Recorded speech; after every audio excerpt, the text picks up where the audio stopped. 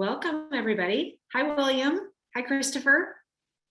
Thank you so much for being here with us. We'll give it a couple minutes for folks to flow on in.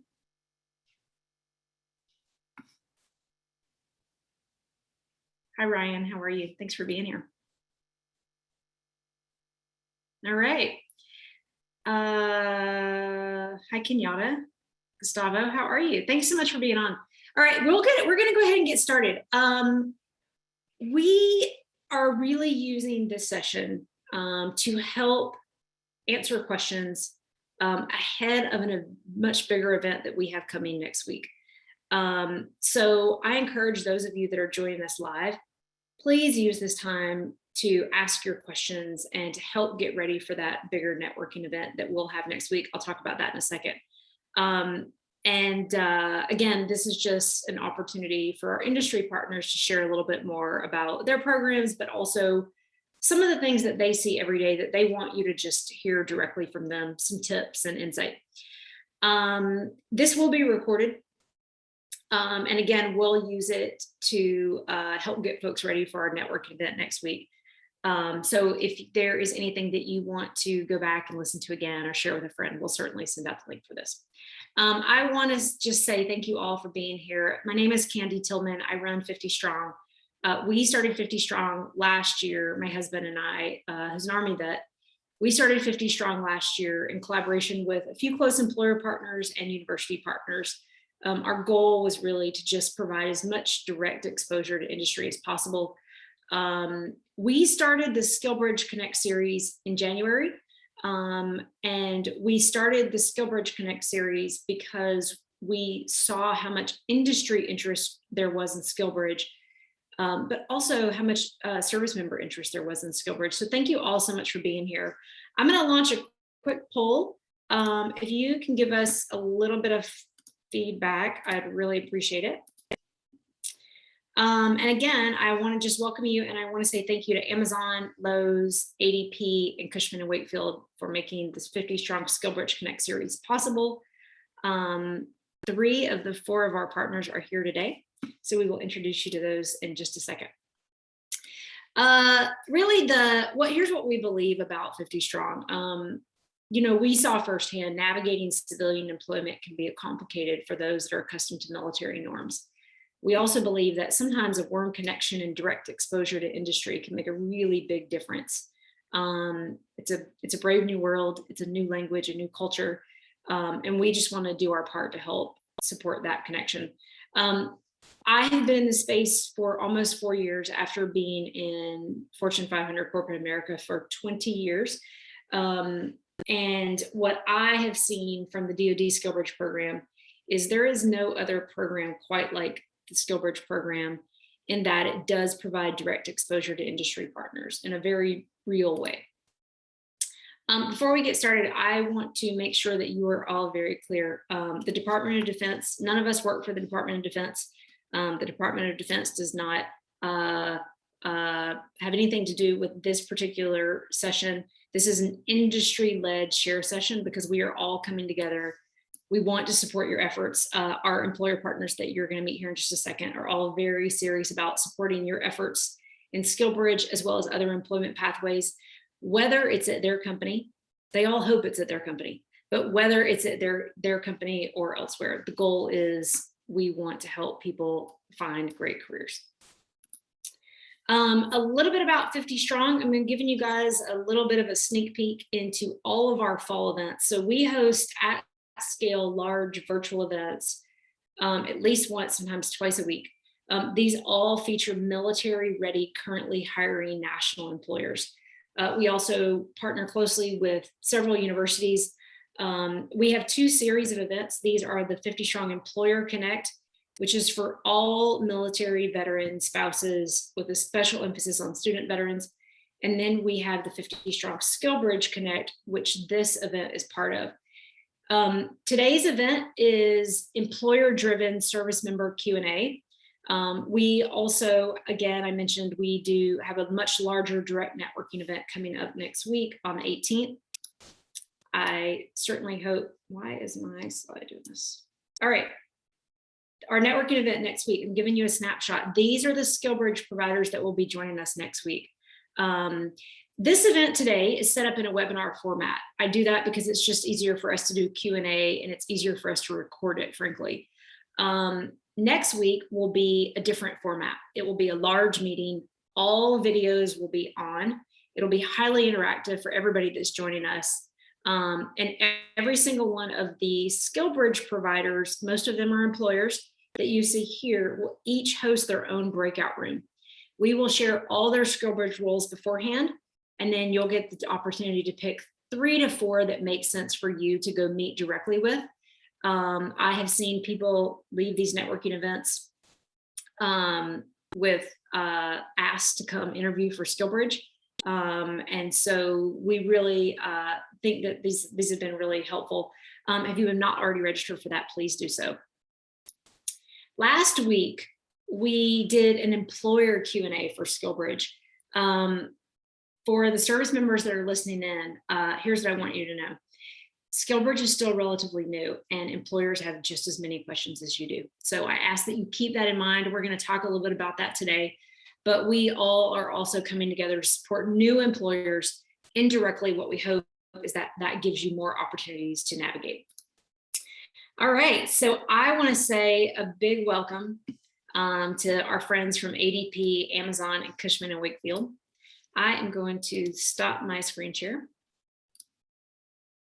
All right. To our friends, can we do some introductions? Nicole, I'll start with you. Awesome. Thanks, Kenny. Hi, everyone. Nicole Morrison here from Amazon. So I have been at Amazon for, wow, 10 months already. Seems like day one all over again every day. But I run the SkillBridge programs both for our industry direct, so directly here at Amazon, along with our host company, Hiring Our Heroes, CFP. So I help navigate both of those programs here at Amazon. I myself am a military spouse to an active duty Navy. Go Navy, sorry about it. And so definitely excited to be in the space and answer any questions, and hopefully we can provide some insight. And Nicole, I really appreciate you being here. For those of you that may not quite yet understand what Nicole means when she says direct versus hiring our heroes, we're going to talk about that. I want everybody to feel very comfortable in that conversation. So we're definitely going to talk about that. Nicole, I thank you for mentioning that. Yeah, of course. Harris, how are you? I am good. How are you, Candy? Good to see you. Yeah, thanks. Well, let me give a quick background. My name's Harris Morris. I run the program for ADP. ADP, if you're not familiar with what we are, what we do, we are a human capital management company that helps our clients with everything from hire to retire, anything that's HCM related, human capital management. I am a 22-year Army vet. I retired in 2012. I've been at ADP now for 3 years, running the Veterans Initiative, and I also on the side I'm doing the SkillBridge program, and you know, thanks to Candy and all the folks on the line here, we've all been learning from one another. We signed our memorandum of agreement with the Department of Defense back in February, but before that, I had worked with Candy. I had worked with the 50 Strong organization as well as corporate fellowship program through Hiring Our Heroes. So I can also jump in on that conversation later as well. That's great. For those of you that don't know, ADP is Fortune 236, I think, Harris, something around there. And we're going to talk a little bit about that. So everybody knows what Amazon is, right? But sometimes we think about Amazon in the packages that come to our house. The reality is Amazon is so much more than that. Other companies that are out there may not interface with us as consumers. And so these are the companies like ADP, also Cushman and Wakefield, that we'll hear about, that I really think it's important for folks to explore, because there's so many civilian opportunities at companies that you may not even know that are out there. And so in the case of ADP, they're a really large company that services so many other companies. And so they're a B2B company, a business to business company, which means they have tons of employment opportunities. And so Harris, really excited to have you here and talk a little bit about ADP. On that note, Matt, can you say hello? Cushman and Wakefield, I am not a commercial real estate investor, so I don't have a lot of personal interaction with Cushman and Wakefield, but a really large company with lots of opportunity. Matt, how are you? I'm doing well. I've had better days. No, I should say that I've had better days. Hey, Matt Disher, Cushman and Wakefield. The reason I say I've had better days is because I'm fighting the COVID right now. So I intended to get my shot. I waited too long and now I'm suffering. So lesson learned, learn from me. My name is Matt Disher. I lead the National Military Talent Acquisition Program for Cushman and Wakefield. I am joined by Jamie McCall, who is our Senior Military Program Specialist, who also, her specialty really is to lead the follow through and execution of SkillBridge within our organization. I'll let her introduce herself here in a minute. I'll tell you a little bit about Cushman and Wakefield. As Candy mentioned, you can't order packages from us to be delivered to your door in 2 days. Usually when Mike Piper from Lowe's is on these calls, I talk about how you can't buy hardware from us either. As Candy mentioned, we are a B2B company. You can't buy something from us unless you are the owner or manager of a property or a building, or you are the facility leader for some sort of government facility or something along those lines. So we're one of the largest global commercial real estate companies.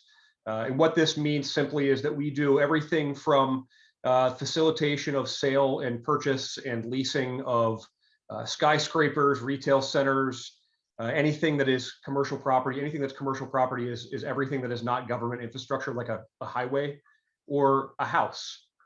We don't do houses. We don't do residential real estate. Apartment buildings, condo complexes. The World Trade Center is a property we manage. The Patriots Stadium in New England is a property that we maintain.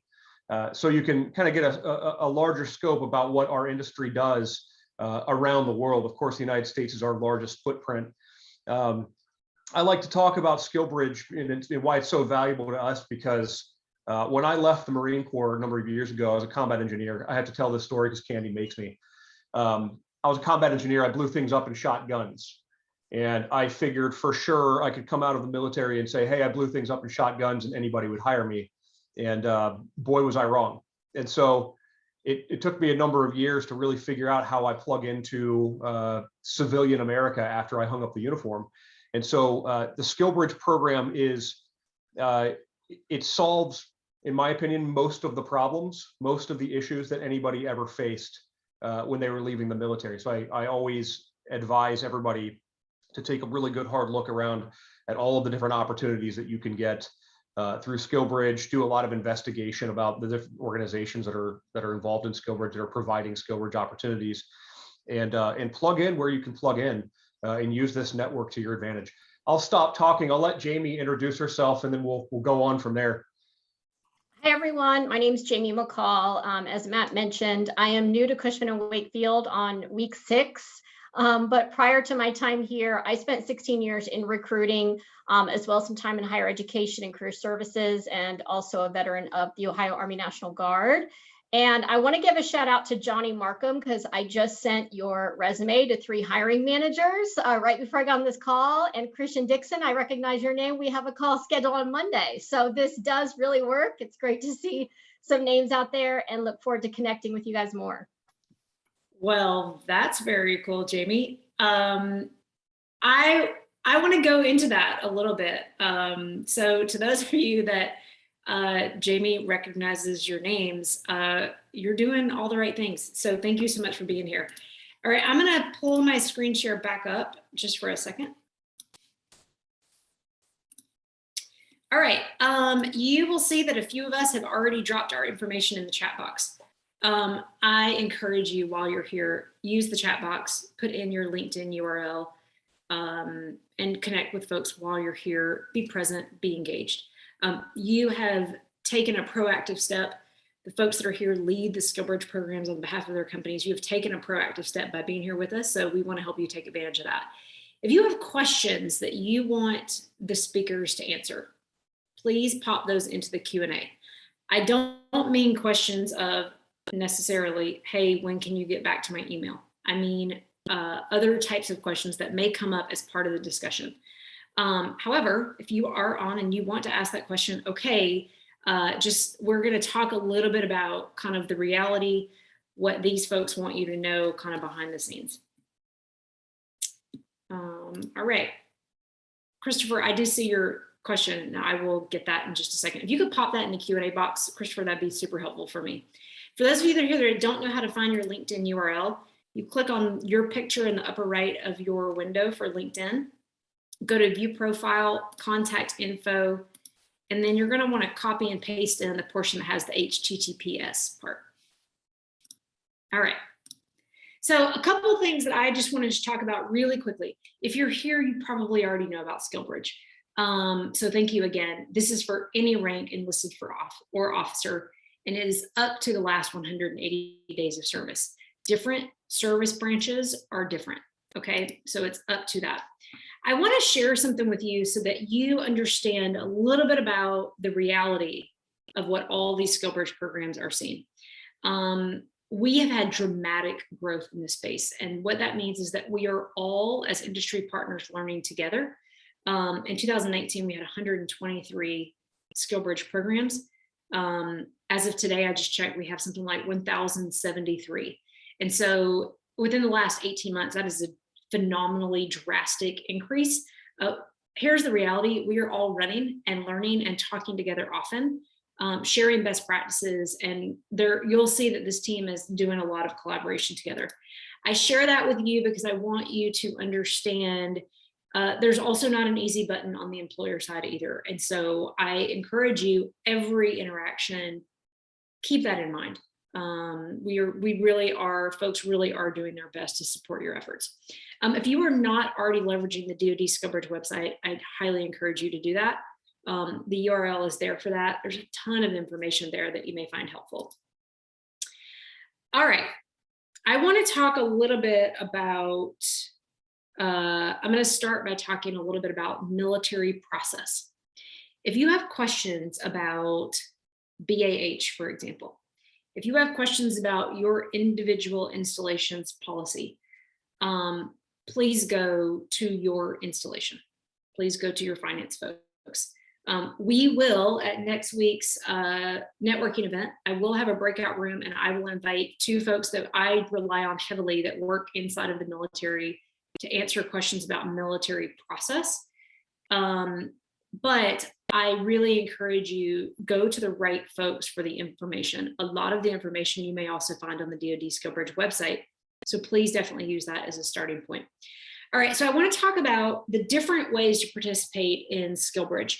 Nicole mentioned something earlier that I think is really important for all of us to recognize. For service members, there are different ways to participate in SkillBridge. All of the employers that you see here have gone to the DoD to stand up and to get authorization to run their own SkillBridge programs. So over in the far left, this is what I'm showing you, okay? This is a really important point because for the employers that are listed on the DoD SkillBridge website that have their own programs, all their programs may be different. They may or may not have cohorts. Their timing may be more fluid. The ways that they can open up roles will probably look different. And then I want to kind of compare that to the second way, which is via a DoD authorized third-party partner program. There are many of these, and I want you to just understand that some of these programs, so Hiring Our Heroes is a great example. Nicole's going to talk a little bit about how she runs her own Amazon military SkillBridge program, and she works with the Hiring Our Heroes corporate fellowship cohorts.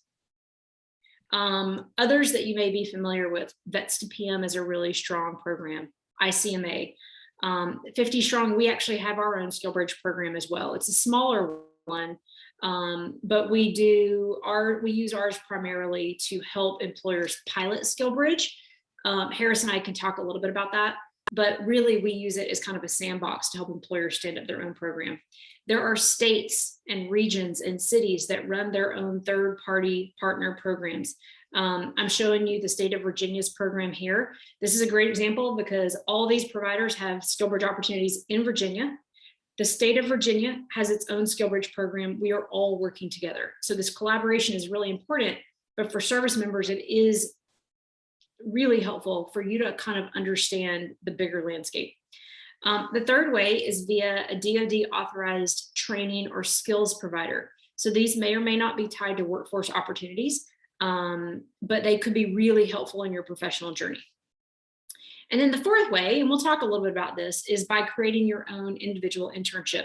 Not all services allow for this. Air Force allows for it, Army, that I know of. This is kind of a custom approach, right? But it is a heavier lift for you. And so what I will share with you is if you are trying to do your own SkillBridge opportunity, you want to first align it to an open workforce opportunity. The goal is not to go be hosted. The goal of SkillBridge is to help lead into employment. We'll talk about that in a second. I'm going to stop the screen share. Nicole, I'm going to stop and I'm going to ask if you can just chat a little bit about Amazon, your program, your collaboration with Hiring Our Heroes, and anything that you think would be helpful for folks to know at this point. Yeah, of course. So as far as our program, which is ever changing, but if you come to Amazon, just be prepared for that because everything changes weekly.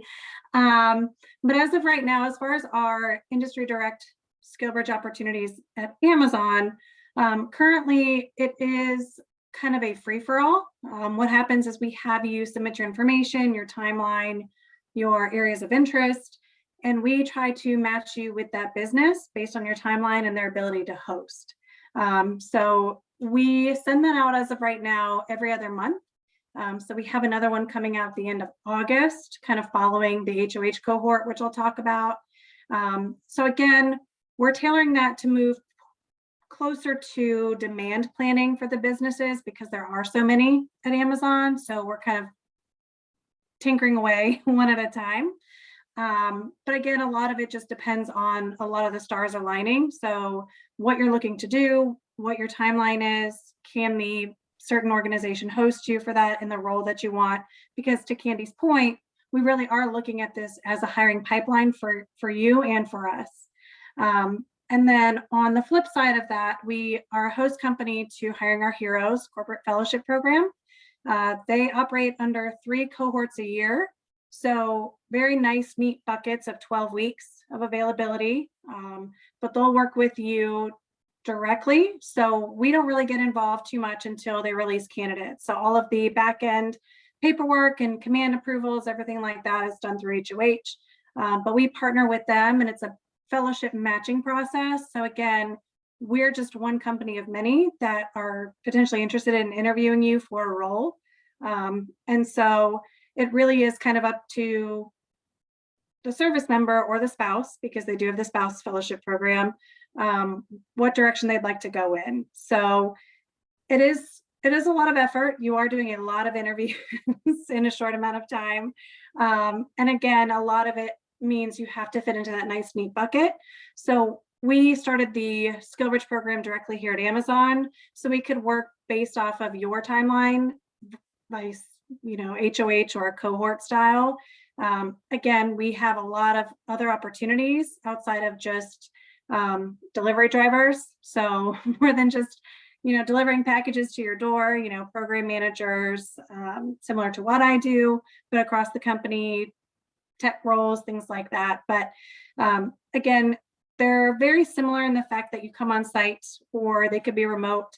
You work with myself directly once you're onboarded and hired on, but how you come into it is a little different just based on what works for you and your timeline ultimately. But it is somewhat of free-for-all just based on the number of organizations within Amazon and the number of applicants that we get on a weekly basis. Nicole, can you, how many applicants do you get in a week, would you say? Oh, goodness. Probably, yeah, probably at least anywhere from 40 to 50 a week.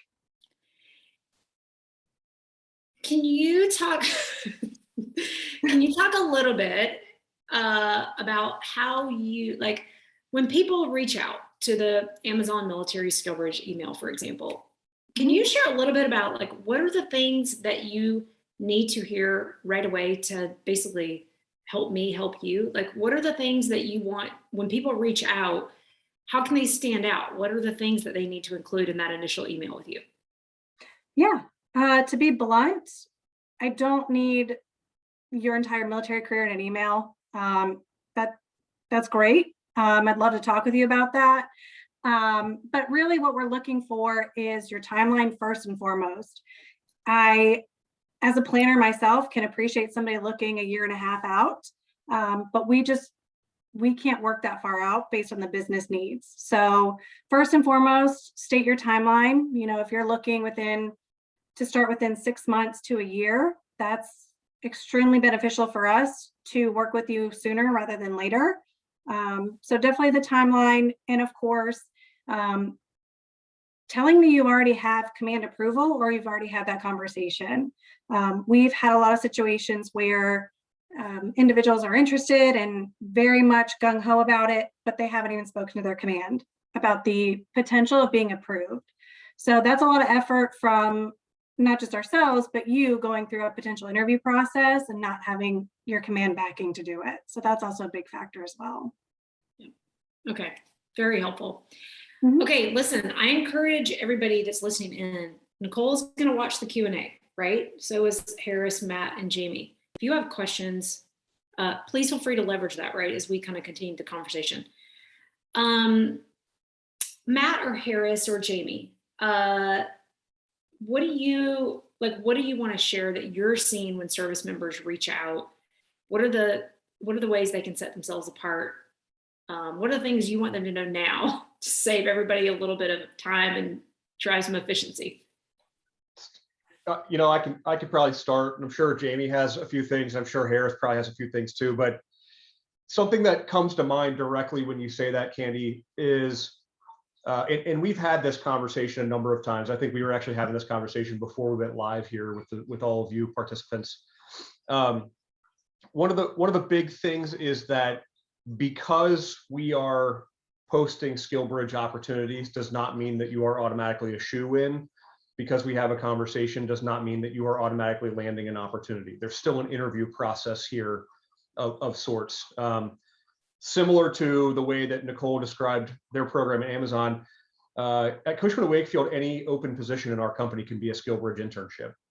That doesn't mean that if you are a fighter pilot and you want to get into HVAC maintenance, that all you have to do is apply to an HVAC maintenance SkillBridge internship, and we're going to teach you, we're going to get you ramped up in 6 months on how to work on, you know, the World Trade Center's HVAC system, because it doesn't happen that way. What we're generally looking for are matching skill sets to a matching job. And in our industry, that's a little bit difficult because we're commercial real estate. You're not doing commercial real estate in the military, but what you are doing is program management, project management, managing assets, managing budgets, doing HR, leading teams, et cetera, et cetera. So in a lot of cases, some of the more frustrating situations that we have happen are we have a conversation with a candidate. They say, hey, I'd really like to work in the middle of nowhere. I don't have a job opportunity there in the middle of nowhere. And I'm pretty transparent about that. And then a week later, they come back knocking on my door and say, hey, where is the opportunity? Like, what happens next? And my answer is, I don't have anything at this point. Usually my advice from that point is don't put all your eggs in one basket. So I guess that's probably another piece of this is look at as many employers, look at as many opportunities as you can.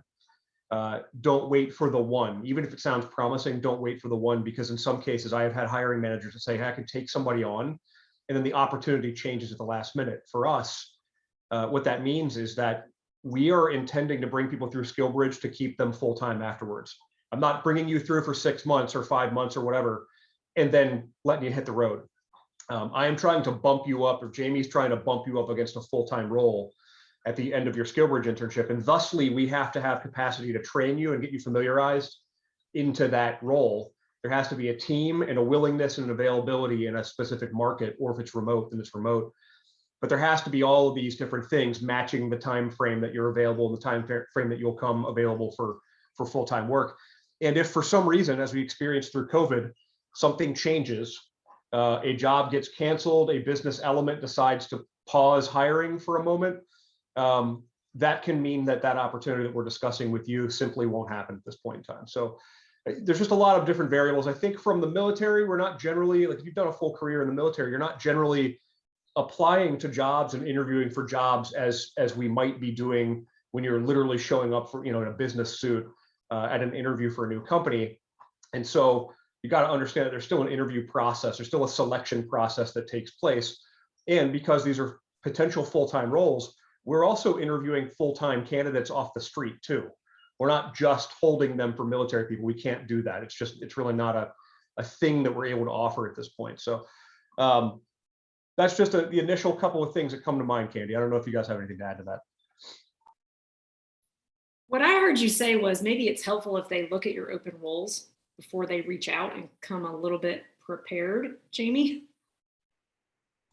Yes, I couldn't agree more. In fact, that's one of the things that I've started to put in my outreach before even scheduling an appointment with me, as I encourage, hey, take a look at our open positions, because that helps me as well, because we have so many recruiters and so many hiring managers. So I'm trying to go on the back end and see what's open, where it's open, and the follow up with the volume. So if you can take a look, prior to our call, that kind of helps us narrow down particular opportunities and kind of button up the conversation.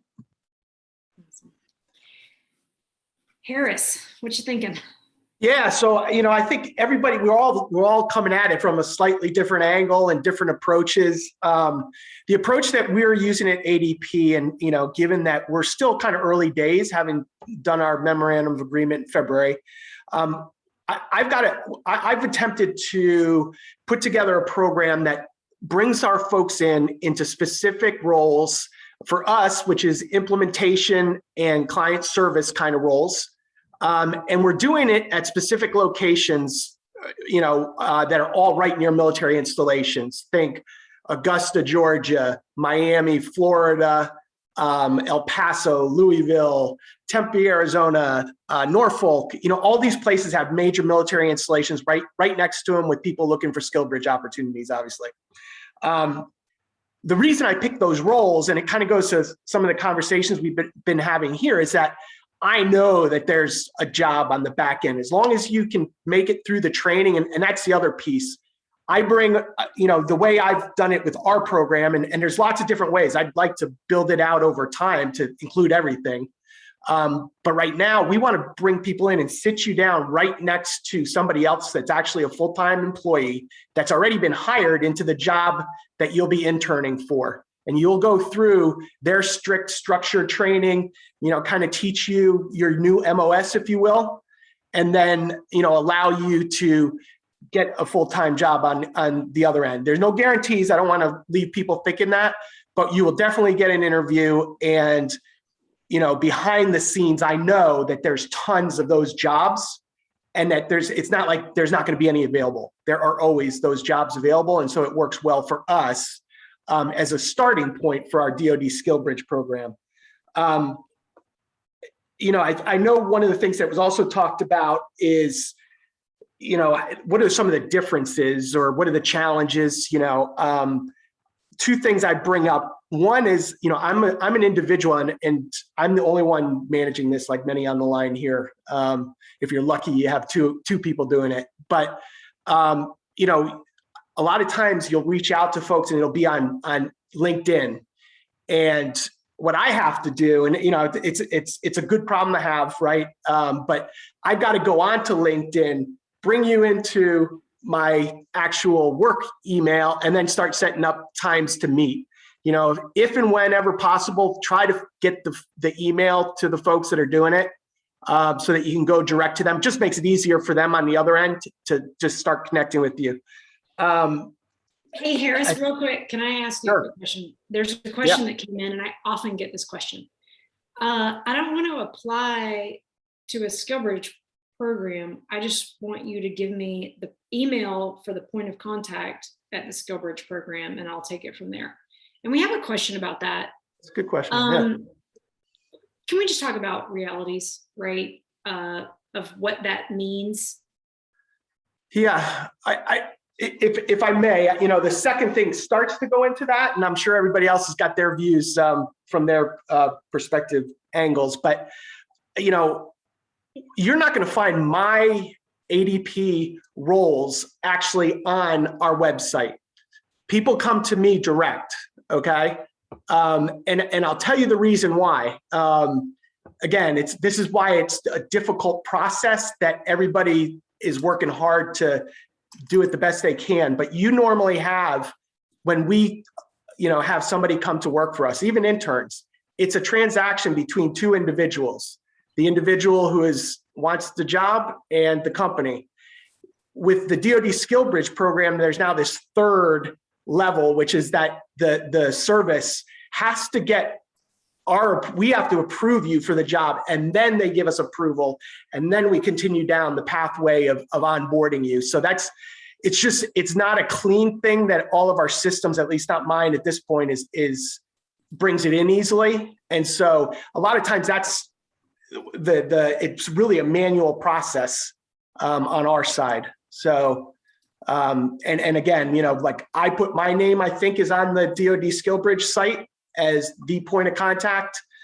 Some places do it differently. So it's really, I don't know, others have Nicole, thoughts. I know you do it differently. You want to talk about, and again, I know sometimes people don't want to use a generic email because they feel like they're not reaching a person.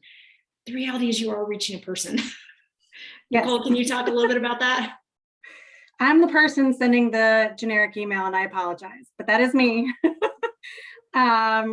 Every single time. I will say it's not automated. So I read your email. So there is that. I read your email and decide if you're just looking for general information. But again, I'm the only person currently, fingers crossed that changes soon, but I'm the only person monitoring that email. And I can't tell you how many emails we get per day, but with that, if you're looking for information, I know I would love to personally have a phone call with every single person, talk about your situation, your timelines, what you're looking for, where you'd be a great fit at Amazon. I don't know every position at Amazon. I learned yesterday there was a new division that I wasn't aware of. So with that, it's not to try and be impersonal or brush anybody off. It is for the sake of everybody and for time to be able to say, hey, here are things we have set up, such as a website or our biweekly webinars for you to learn more, to hear from us directly, and to have more of that personal connection within the webinars, but also just kind of a brief overview on where to start from our website. And so that's why we send those out, because a lot of times some of your questions will even be listed on our frequently asked questions page on the website. And so that's why we direct you there, not to make it impersonal, but for your time and ours, you can get a lot of answers from there rather than setting up a phone call 5 weeks from now if I can. So that's just why we do that. I'll also say emails, like, they can get lost if they're not, my LinkedIn, it's awful, right? I know I'm missing tons. A lot of times employers will direct you into kind of an intake process because then they can track everybody, right? So it's not that we don't all want to have conversations with all of you. It's that we physically need a better way to track it so that we don't lose you. It actually benefits you to use that process if that's what's been kind of set up.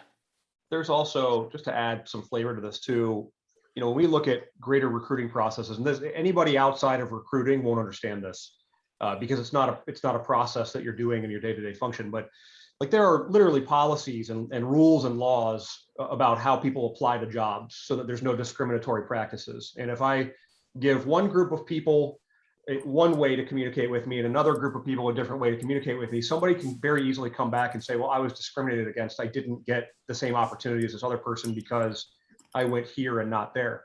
So that's just a little bit of food for thought. I think Nicole hit on this too. You have no idea how many emails we get. And it's not just emails about SkillBridge or military hiring. It's emails from nonprofits. It's emails from internal partners. As Nicole just mentioned, it's a funny thing that she said this, because I say this all the time. When you work in a big company, you find groups and elements inside of that company that you didn't know existed until like a year or two later after you've been there for a little while. And so you're constantly, as people inside of your company learn about your efforts and the programs you're running, then everybody wants a piece of that. And so you're getting requests. Jamie and I get requests, I would call it 10, 15 times a day, from business leaders, engineering leaders, managers around the business asking for things. And at the same time, we're getting 50 or more requests, maybe daily, from SkillBridge interested candidates. And so we're getting bombarded on both sides. If you're like me, I just got back from vacation last week, and I still can't get back into my emails. Like, I still cannot keep up.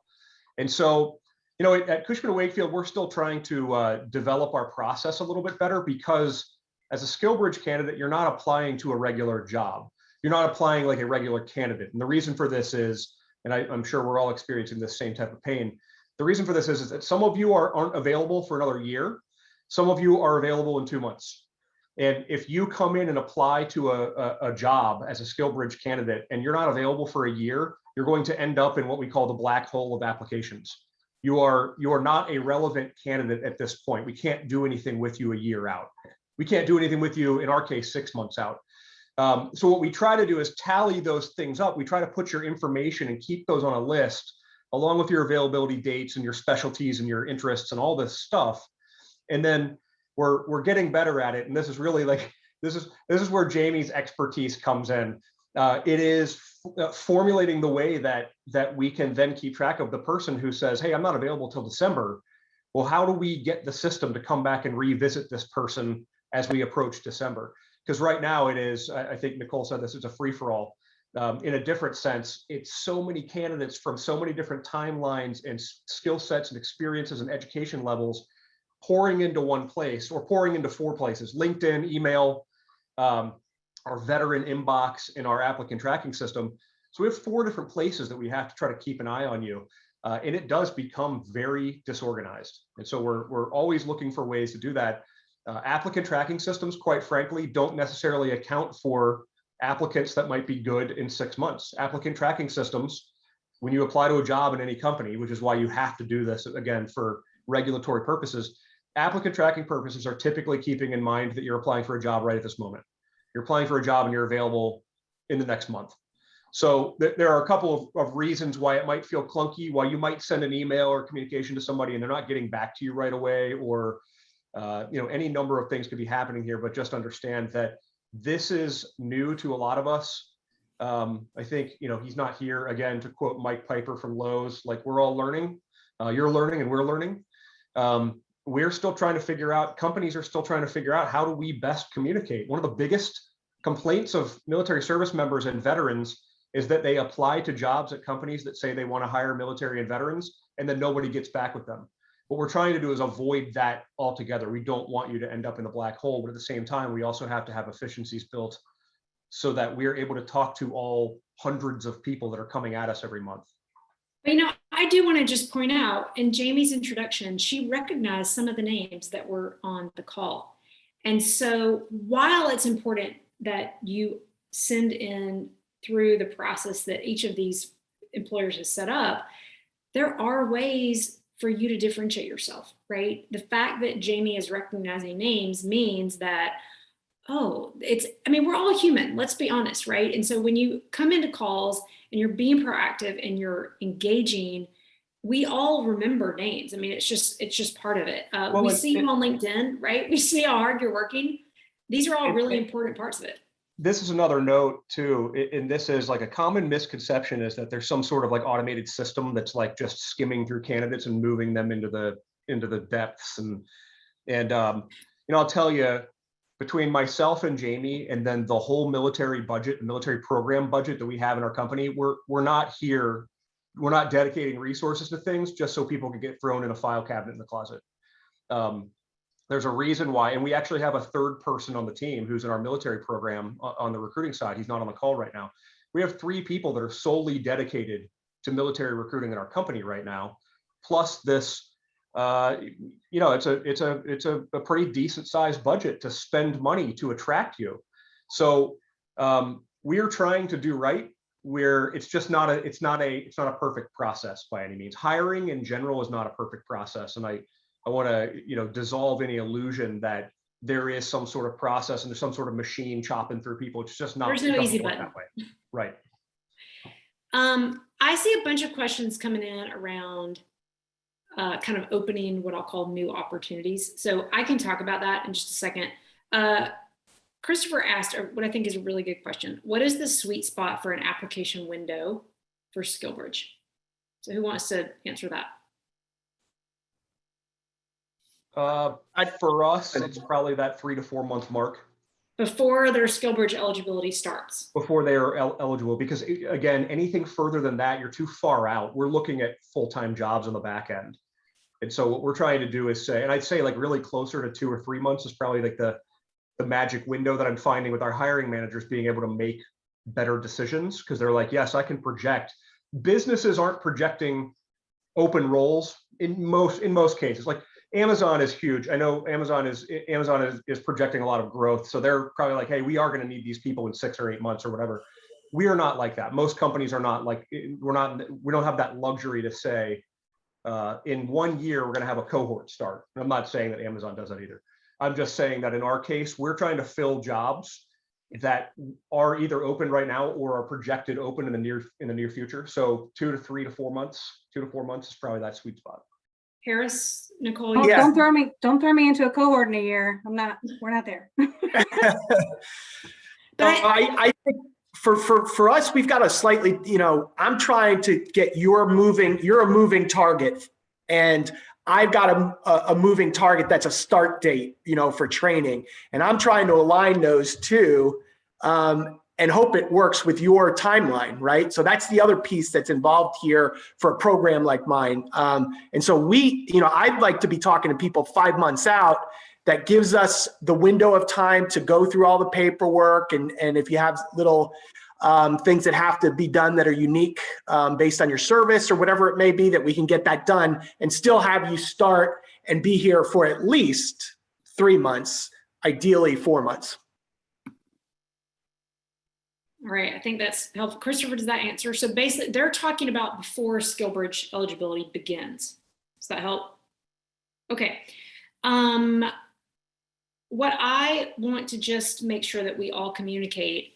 So what we're talking about is applying and being proactive about a role.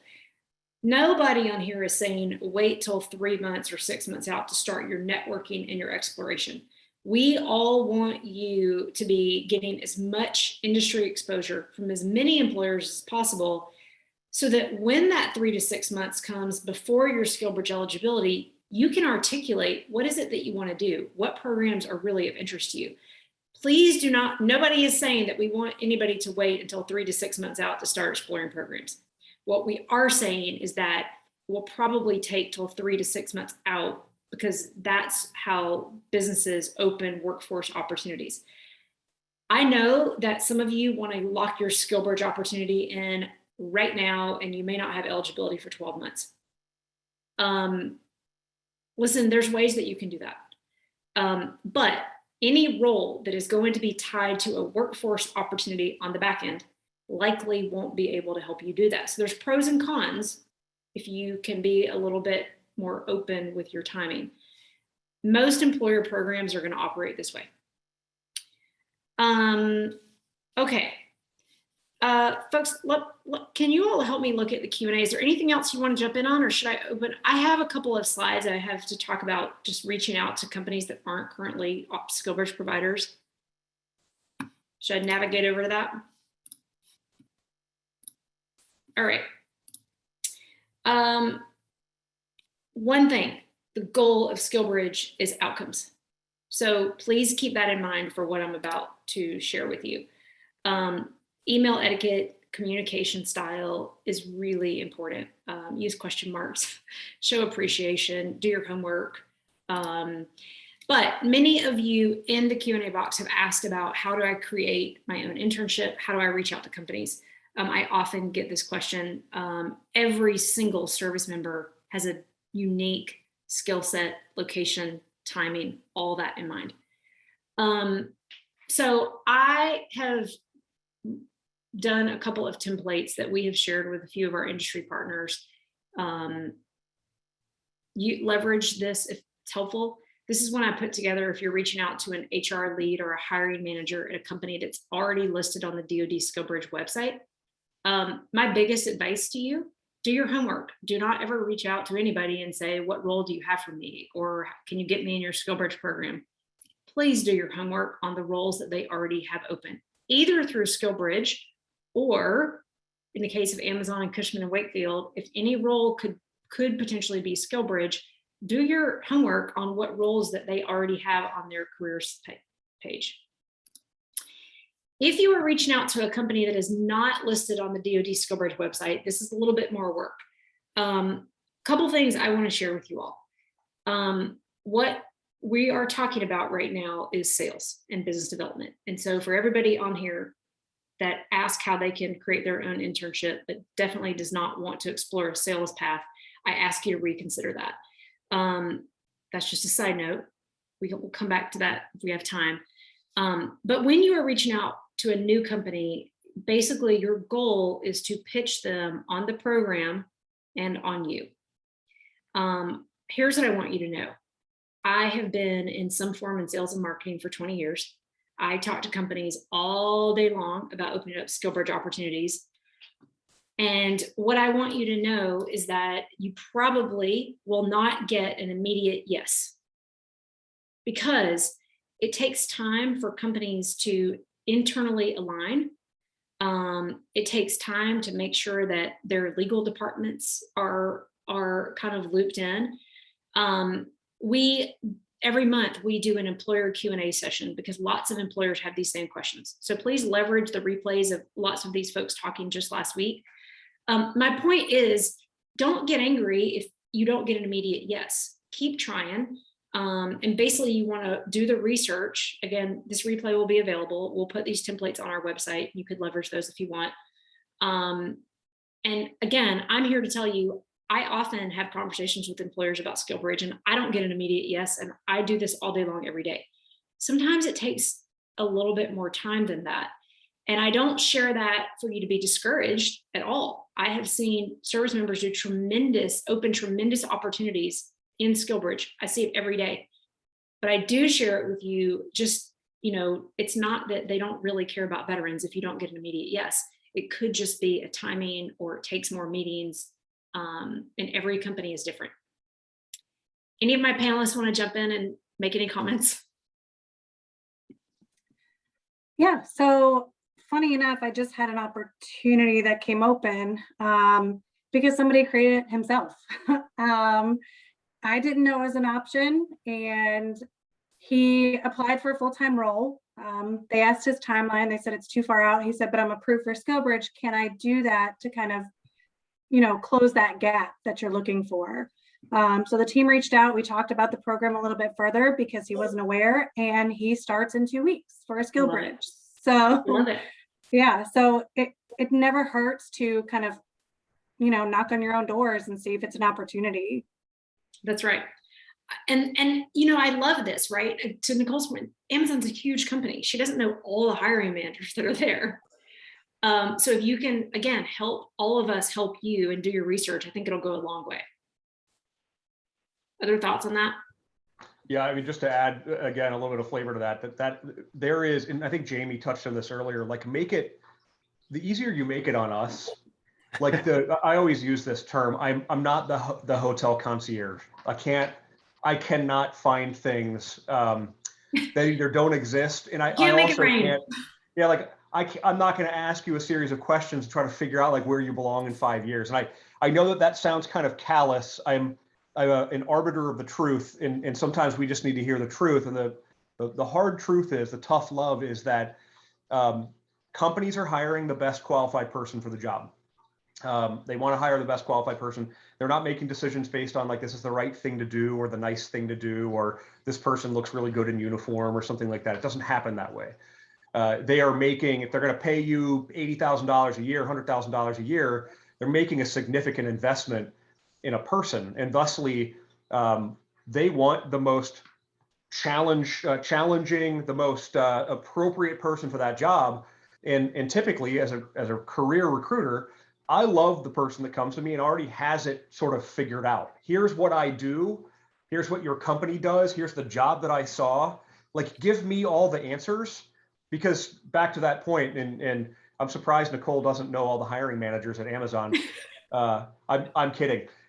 Give her another month, Matt. Yeah, like we're a company of we're 55,000 people globally, which isn't nearly as big as some of the other companies here, but we're 32,000 people in the United States. And that's probably at the shortest or at the least 3,000, 4,000 hiring managers, if not more. I can't go banging on all their doors and figure out what all their jobs are. And we post jobs like we do on a website, like any other company does. But I can't also try to get you on the phone and figure out where you need to be or what you've done for 20 years in the military or 5 years in the military. It just needs to be very clear and cut, without trying to make too much of a, fitting around peg into a square hole. In other words, I mentioned before, like the fighter pilot who's like, hey, I'm going to go work on the HVAC system at the World Trade Center. Like, there's not a match there. It's really hard to make that match. So come to us with a little bit of knowledge of the background of our industry and what we're doing, and maybe a job that you saw posted somewhere in your preferred geography, and let me know. I've also had candidates that are like, I'll go anywhere. And I'm like, well, what's anywhere? Anywhere is literally anywhere. And so then when I find you a job in Denver and you're like, oh, it's too cold in Denver. I'm like, well, but you said anywhere.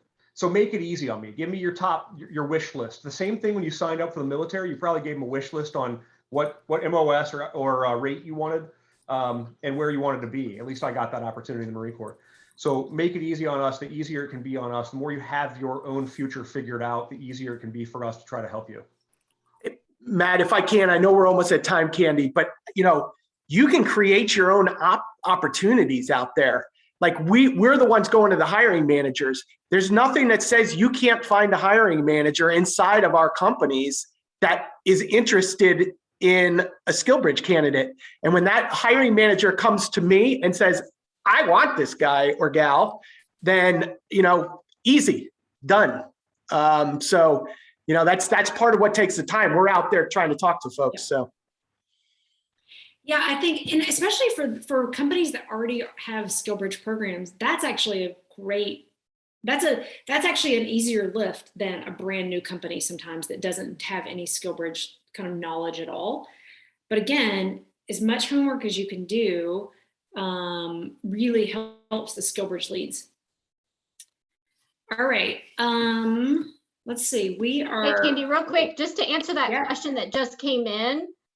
So yeah, there's never going to be a hiring manager or necessarily a recruiter's name on a job posting. That's where LinkedIn comes into play. So really putting in keyword searches, going into the company, typing in, even using, we've had a big success as far as other SkillBridge referring other SkillBridge candidates. So really utilizing your network and making those connections, that's where it's going to be beneficial for you. Yep. Awesome. All right. A couple of quick friendly reminders. If you have not yet RSVP'd to join our networking event next week, please do so. Keep in mind, most programs aren't just about placement or aren't just about hosting. We really are all trying to work toward a full-time opportunity on the back end. Please be proactive and positive always in your engagement. Understanding the SkillBridge specific program, how they operate, their process is really important.